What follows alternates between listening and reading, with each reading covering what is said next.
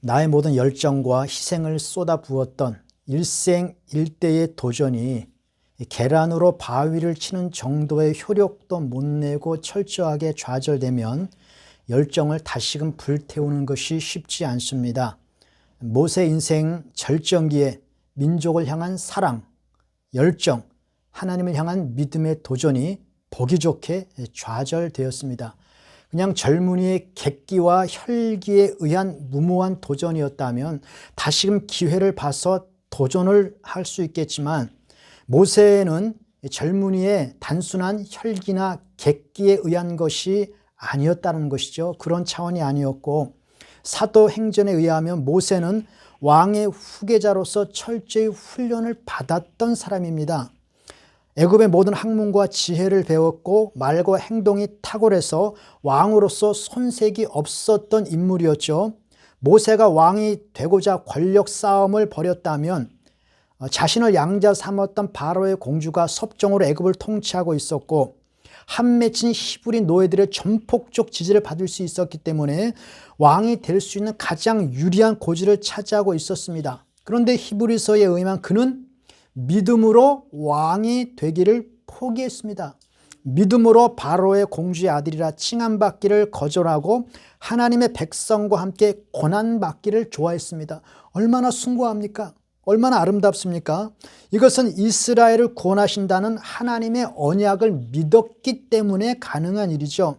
하나님의 언약을 믿고 모든 것을 희생하고 하나님의 백성을 구원해야겠다는 그 믿음으로 자신의 인생을 헌신했고 결단했습니다. 그런데 그 결과가 참담했다는 거죠.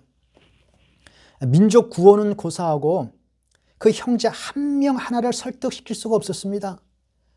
하나님을 위해 왕의 권력을 포기했는데 돌아오는 것은 권력에 의한 죽음뿐이었죠. 사도행전 7장 25절에 보면 이렇게 기록되어 있습니다. 그 형제들이 하나님께서 자기의 손을 빌어, 그러니까 모세가 얘기하는 거예요. 하나님께서 내 손을 빌어 이 백성을 구원해 주실 것이다 라는 것을 그 형제들이 깨달으리라 하였으나 저희가 깨닫지 못하고 모세를 밀들여 누가 너를 우리의 관원과 재판관으로 세웠느냐. 여기서 모세를 밀들였다라고 하는 것은 모세를 거부했다는 것이거든요. 거절했다는 것입니다. 디모데전서 1장 19절에서는 이 말을 어떻게 활용했냐면 버렸다라는 말로 씁니다. 버렸다. 이스라엘 백성들이 모세를 거부하고 모세를 버린 것이죠. 백성으로부터 모세는 버림을 당한 것입니다. 아마 이것은 단순하게 백성이 나를 거절했다라는 의미보다는 모세 입장에선 하나님이 나를 거절하셨구나, 하나님이 나를 버리셨구나 라는 것으로 생각하기가 쉬운 것이죠. 왜냐하면 그의 열정은 이스라엘 백성을 위한 열정이기도 했지만 하나님을 위한 열심이었거든요. 그가 왜 왕의 권력을 포기하면서까지 하나님의 백성과 함께 고난받기를 즐거워했을까요? 이것이 하나님의 일이기 때문에 하나님의 그 구원 역사를 위하여 자신의 삶을 헌신한 것이죠. 그런데 버림을 받았습니다. 이것은 하나님으로부터 버림받았다라는 생각을 할 수밖에 없는 것이죠. 신앙에서 오는 대부분의 위기는 이럴 때 찾아옵니다. 하나님으로부터 거절당하고 거부당했다라고 하는 그 느낌이 찾아오면 견딜 수가 없는 것이죠. 외부로부터 오는 고통, 밖에서 오는 여러 가지 환난은 견딜 수 있습니다. 하나님이 나를 도우실 거야 라고 하는 믿음이 있으면 견딜 수가 있죠. 그런데 하나님이 나를 버리셨나 보다 라고 하는 내부로부터 오는 실망감이 찾아오면 견디기가 참으로 어렵다라는 거죠. 고난의 샘플로 등장하는 사람이 욥 아닙니까?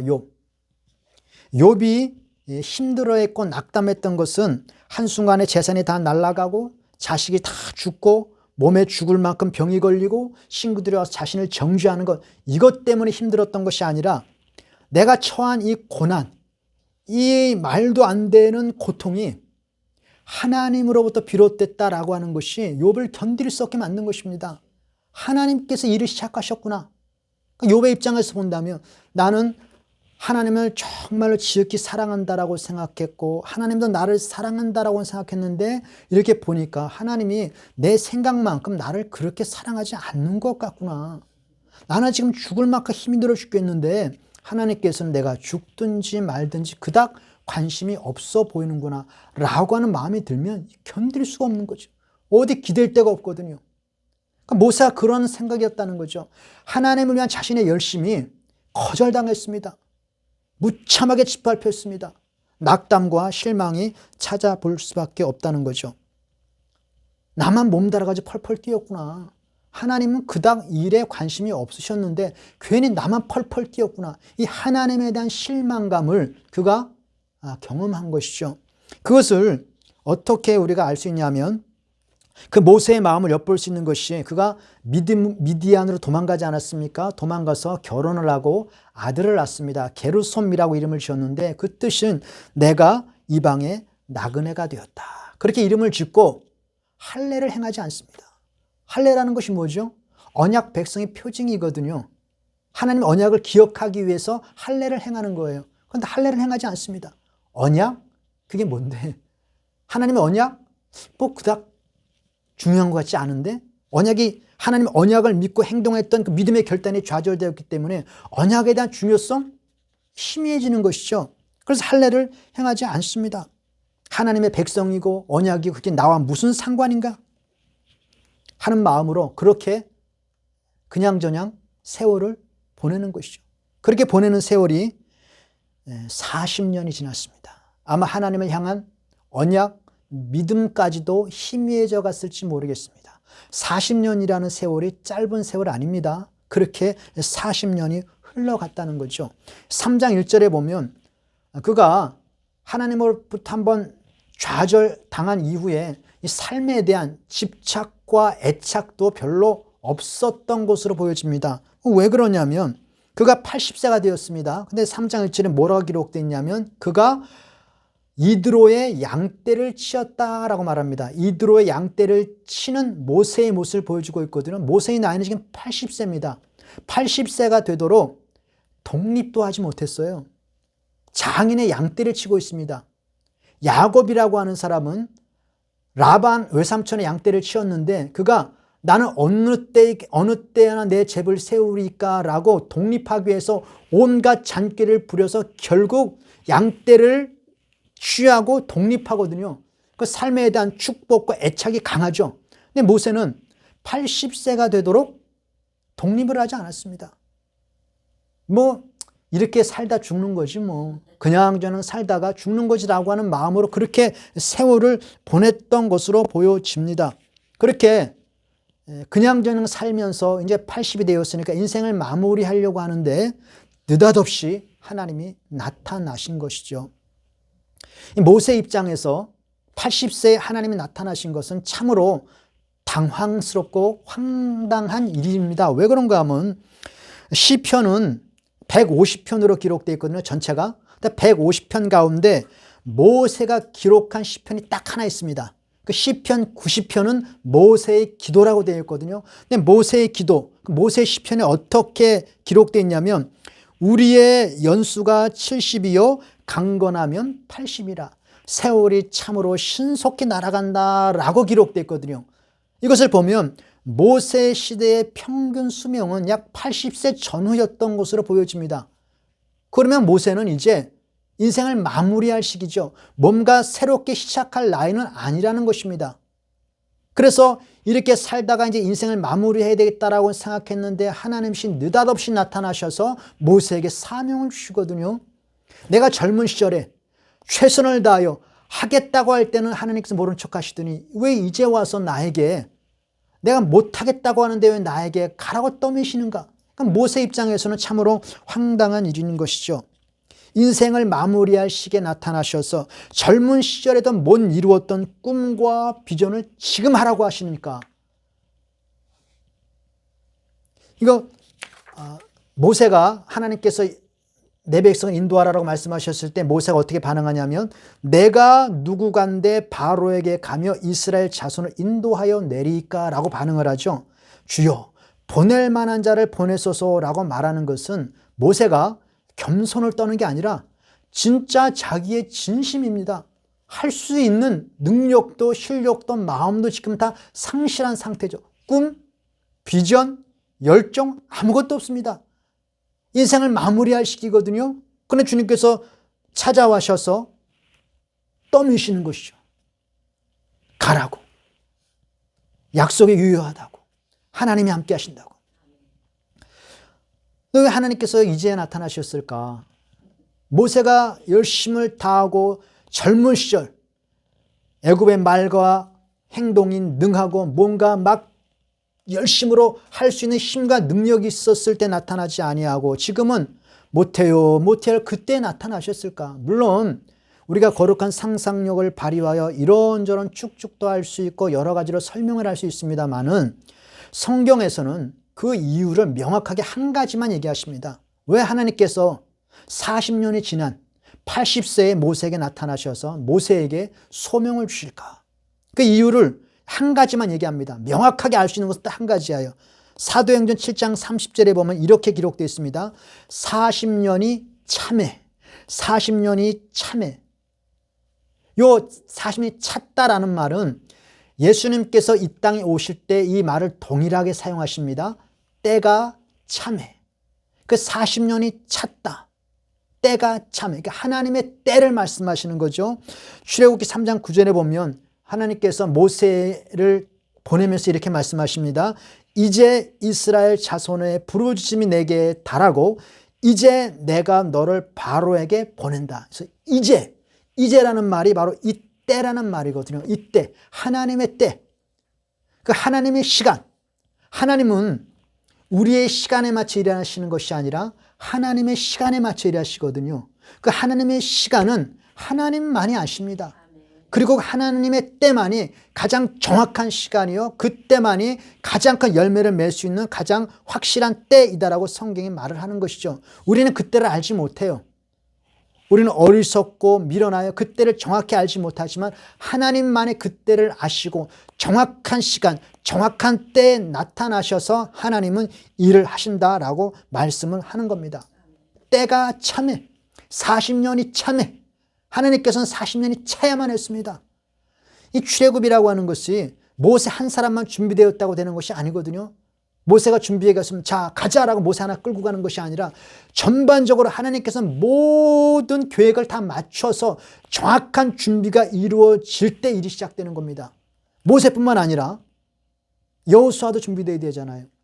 갈렙도 있어야 하고 아론도 있어야 하고 아론의 자식도 태어나야 하고 이스라엘 백성들의 부르심과 기도의 분량도 차야 하고 뿐만 아니라 마음을 강팍해 하여 진노의 그릇으로 예비한 바로 왕도 준비가 되어야 합니다.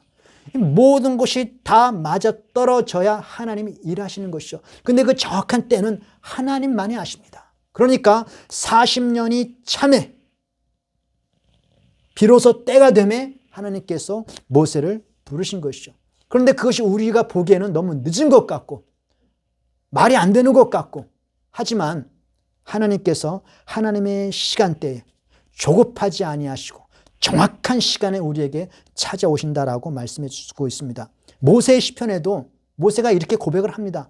하나님께서는 천년이 하루 같고 하루가 천년 같다. 시간에 얽매이는 분이 아니죠. 시간을 초월하시는 분이 정확한 시간, 정확한 때에 하나님께서 자신의 사람들을 택하시고 준비하셔서 하나님의 일을 진행해 나가십니다.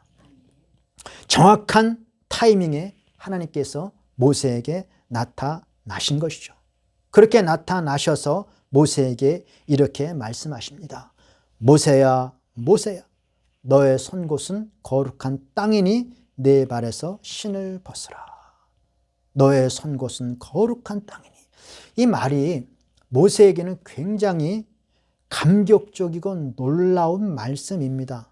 너의 선 곳이 거룩한 땅이다. 너의 선 곳, 너의 선 곳이라는 것이 물론 그 지금 모세가 있는 바로 그 자리, 하나님께서 임재하시고 모세와 대면하는 그 자리를 얘기할 수도 있고, 너의 선 곳이라고 하는 것이 한 장소뿐만 아니라 넓게는 지역 전체를 말하거든요. 지역 전체. 네가 서 있는 그 지역이 거룩한 땅이다 라고 주님께서 말하는 것이죠.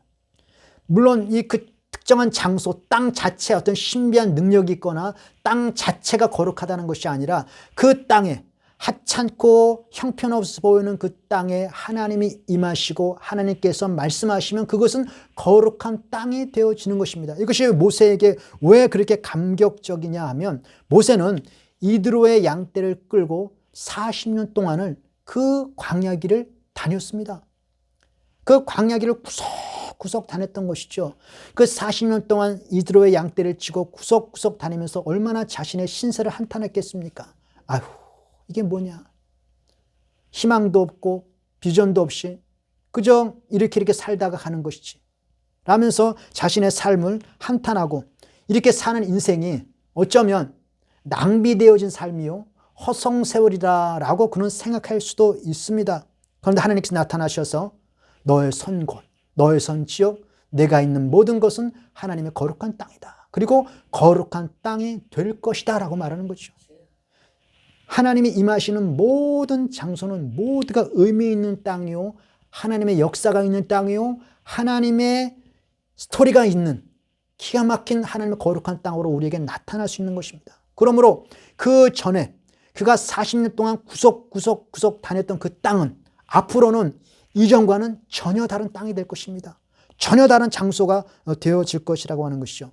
내가 선 곳은 거룩한 땅이다라고 하는 것은 모세가 40년 동안 의미 없는 생활처럼 보였고 낭비된 인생처럼 보였던 그 모든 삶의 구석구석 속에 하나님께서 예배하신 장소였고 하나님이 함께 하시는 장소였고 하나님께서 하나님의 역사를 위하여 의미 있게 사용하실 준비된 땅들이었다는 것이죠. 이것은 모세의 삶이 낭비된 삶이 아니었고 허송된 인생이 아니었고 하나님의 예비된 삶 속에서 철저하게 하나님께서 나와 함께 하셨고 나를 움직여 주셨구나라고 하는 그 새로운 소명을 발견하면 은혜가 있는 것이죠. 내 인생이 낭비된 것이 아니었구나. 내 삶 모든 일거수일투족 순간순간 내가 걸어가는 모든 발걸음마다 하나님께서 나를 인도하셨고 계획하셨고 섭리하셨고 다 사용하시는 것이구나 라는 것을 발견할 때 그의 삶은 새롭게 보람을 찾는 것이죠. 인생의 기쁨이라는 것은 내 삶의 의미를 찾을 때에 행복이 찾아오는 것이거든요. 그 삶이 의미 있는 삶으로 다시금 재조명되는 것이죠. 너의 선 곳은 거룩한 땅이다. 거룩한 땅이 될 것이다. 늘 봐왔던 거리, 늘 보던 산, 늘 보던 바위. 그러나 이제 더 이상 평범한 바위, 평범한 거리, 평범한 산이 아닙니다. 아마 모세가 양떼를 치고 다니면서 그 호렙산을 한두 번 봤겠습니까? 40년 동안 돌아다녔는데 그냥 평범해 보이는 돌산입니다. 아휴, 참 나무 한 팩도 없이 저 산이 저게 뭐냐라고 그냥 평범하고 의미 없고 볼품없는 산이었지만 이제 앞으로 그곳에 하나님의 계명이 임하는 산이고 하나님이 임재하여 그 산에 불이 붙고 그곳 하나님의 계명이 내려지며 이스라엘 백성과 언약을 맺는 하나님의 임재하는 하나님의 궁정의 자리가 될 것입니다. 이전에 보던 그 산이 아니에요. 이제 늘 구석구석 걸어다녔던 그 거리에 이제 성막을 짊어지고 백성들과 함께 거니게 될 것입니다. 불기둥과 구름기둥이 그 앞을 거닐 것이며 새벽마다 만나가 떨어질 것이고 그곳은 생수가 터지는 것이고 그가 힘들 때마다 의지했던 그 지팡이는 더 이상 옛날의 지팡이가 아닙니다. 그 지팡이는 하나님의 지팡이가 되어 홍해를 가르면 홍해가 갈라지고 애굽을 향하여 지팡이를 향하면 하나님의 진노와 심판이 임하는 하나님의 지팡이 될 것이라는 것이죠. 모든 거 하나하나 의미 없는 것이 없었습니다. 하나님께서 다 준비하셨던 것이고 다 사용하십니다. 40년 동안의 그 인생 하다못해 길거리 돌멩이 하나 하나님께서 다 사용하시고 의미 있게 만드신 것입니다. 이것이 모세에게서 얼마나 큰 행복이요 감격이겠습니까? 내가 중학교 때 우리 집과 학교에 큰 산이 하나 있습니다. 산이 있는데 그 산이 좀 경사가 가파라요. 그래서 친구들과 함께 항상 그 산을 넘어서 학교를 다녔거든요. 중학교 때.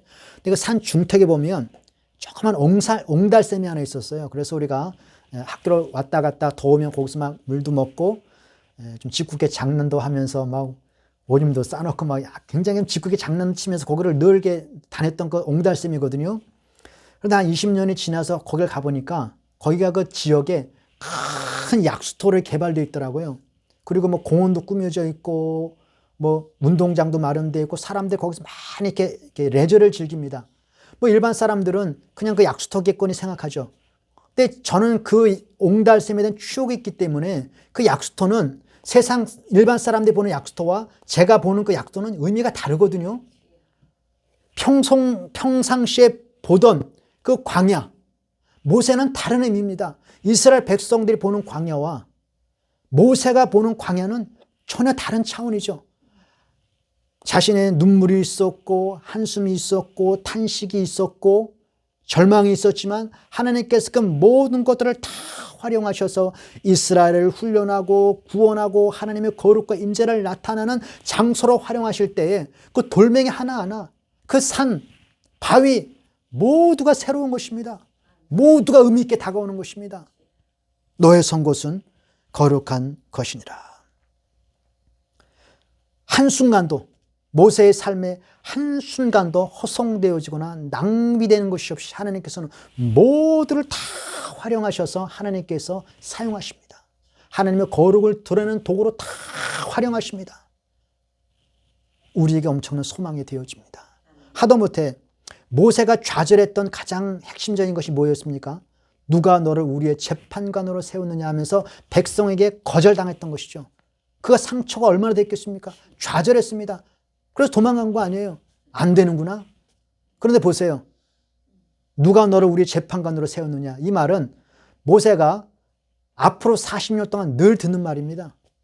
전에는 그 말 때문에 좌절하고 실망하고 도망갔지만 이제 그 말 때문에 더 이상 좌절하지 않습니다. 그 말을 듣고 하나님 앞에 나가서 기도합니다. 변한 것이죠. 바뀐 것이죠. 뭐 하나 낭비되는 것이 없습니다. 이것은 우리의 인생에도 적용되어집니다. 우리 인생 순식간에 세월이 흘러갔죠. 뭐 한 것도 없이 그정저정 흘러간 것 같습니다. 그러나 하나님께서 우리와 함께 하시면 우리의 모든 삶의 한순간순간도 헛되이 버려지는 것이 없이 하나님께 소중하게 사용하시는 것이다 라고 우리에게 말씀해 주고 있죠.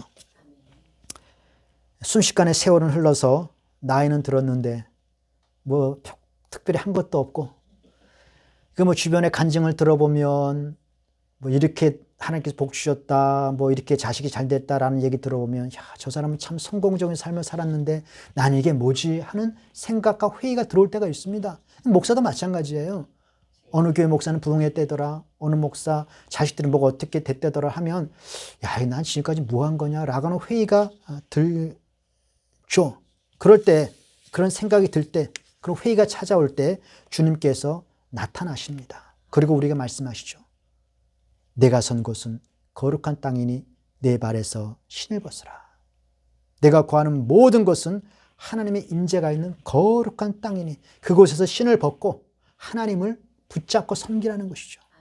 지나온 삶의 모든 것들 의미 없는 것 없었고 오늘 이 자리를 위해서 하나님께서 예배하신 것이고 그리고 앞으로 너의 삶에 하나님께서 임하시는 그 모든 것에 하나님의 영광을 받으실 것이다라는 것이죠.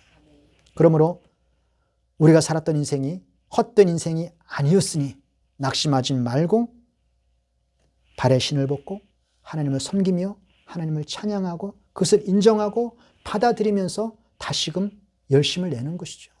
그것이 우리 신앙의 모습이라는 겁니다. 디모데전서 4장 3절에서 5절에 보면 이것을 뒷받침하는 신약적 구절이죠. 혼인을 금하고 식물을 폐하할 터이나 식물은 하나님의 지으신 바니 믿는 자들과 진리를 아는 자들이 감사함으로 받을 것이니라. 하나님이 지으신 모든 것이 선함에 감사함으로 받으면 버릴 것이 없느니라. 이 말씀을 우리가 삶에 적용해 보면 사람들이 말합니다. 그 폐하라, 버리라, 쓸데없다 하는 모든 것들. 그런데 하나님께서 말씀하시죠. 하나님의 선하신 섭리 아래 있으니 감사함으로 받으라 라고 말합니다. 그러면 아무것도 버릴 것이 없다는 것입니다.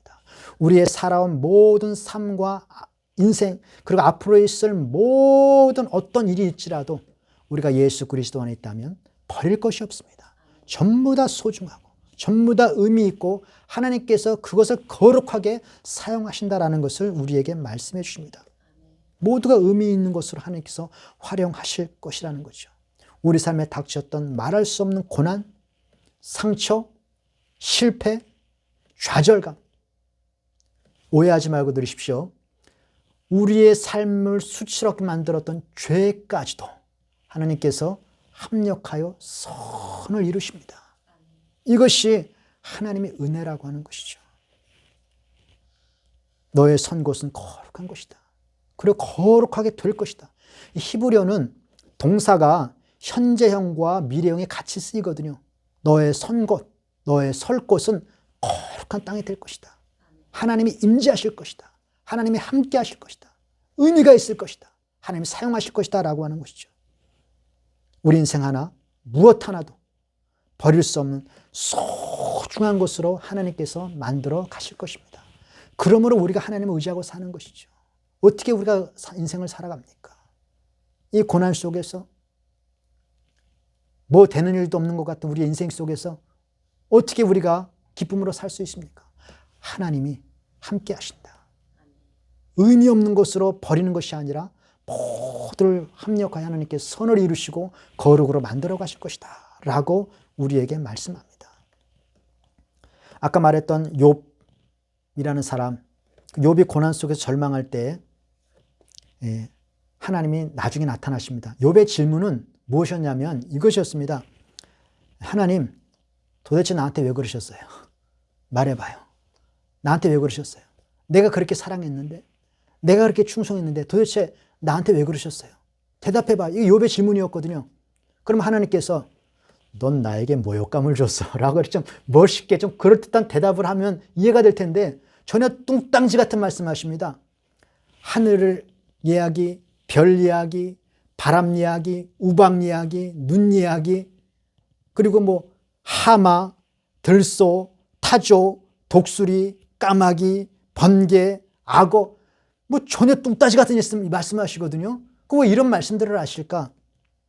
그러니까 하나님께서 네가 보기에 이 세상에 의미 없이 만들어진 것 같아 보여도 이 세상은 하나님의 섭리와 능력으로 의미 없이 만들어진 것이 없고 다 각자 자리에서 자신의 역할을 감당하고 그 역할을 감당할 때 이 세상이 운행되어진다. 그러므로 내가 처한 그 모든 고난, 역경, 모든 것 하나 의미 없이 방치되는 것이 아니라 다 너에게 필요했고 그것이 합력하여 너를 만들어간다라는 것이죠. 그것이 하나님의 대답이었거든요.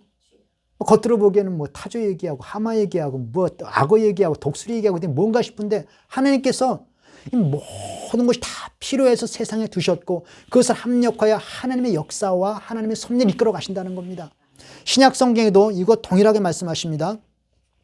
산상수훈에 참새 한 마리도 하나님의 허락이 있어야 땅에 떨어진다.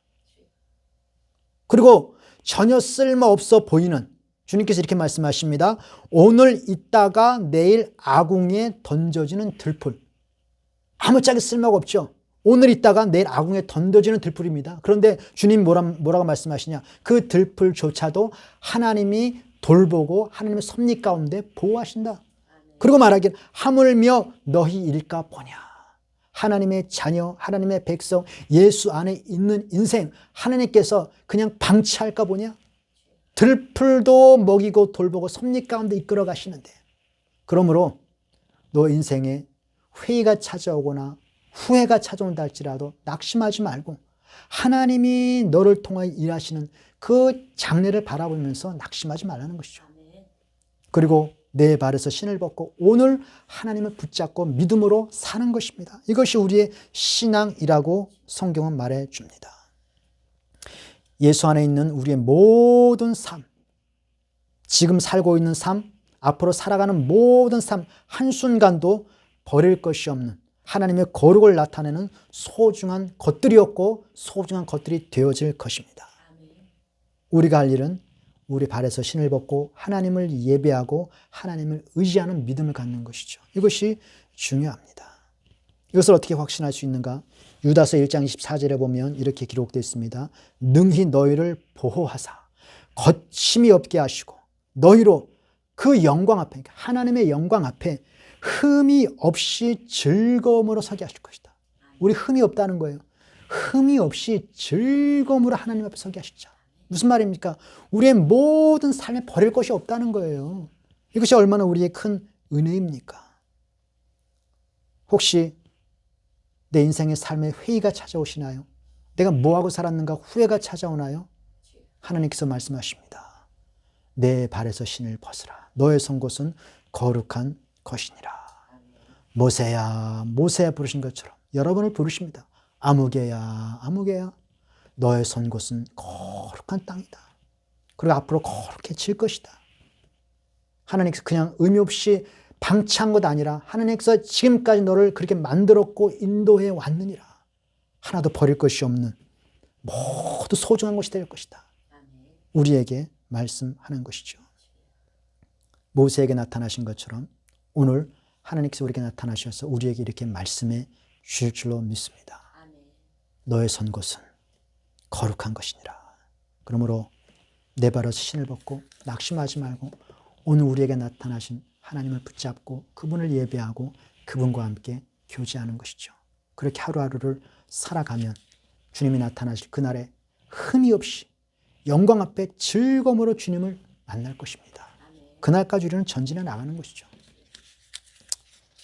남 비교하지 말고 오늘 우리에게 주어진 그 은혜를 생각하면서 하루하루 사는 저와 여러분 되어지기를 바랍니다.